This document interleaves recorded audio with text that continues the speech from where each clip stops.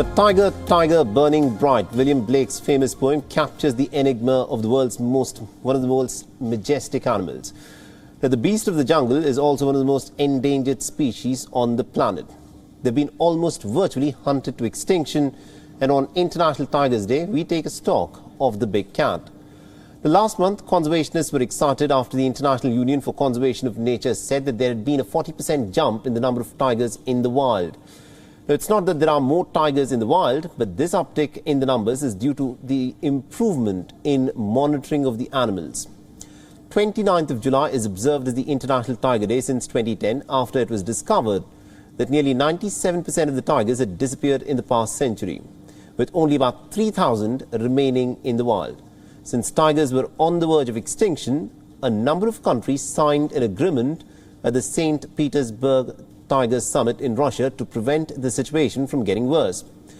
Now, according to the World Wildlife Fund, the current wildcat population is said to be about 3,900, but the rise in the number raises several questions. What about the essentials for their survival, like water availability, habitat, prey availability, and also the firm decision for man-animal conflict?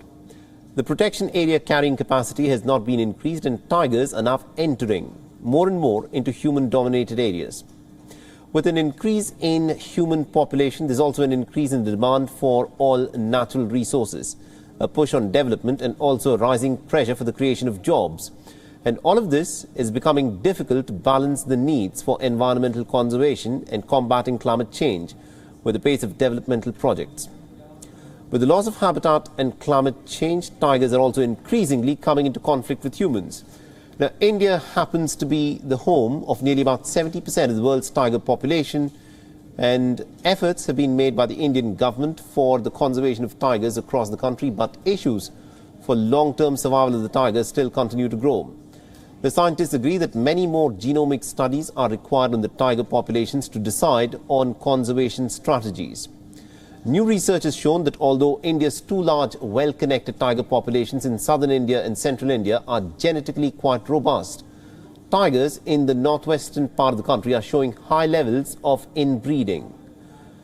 The climate change continues to threaten vital tiger habitats. Sundarbans, home to the largest population of tigers in the country, is also one of the most fragile ecosystems along the coastal belt in India. A study has also warned that due to the combined effect of climate change and sea level rise, there will be no suitable Bengal tiger habitat that remains in the Sundarbans.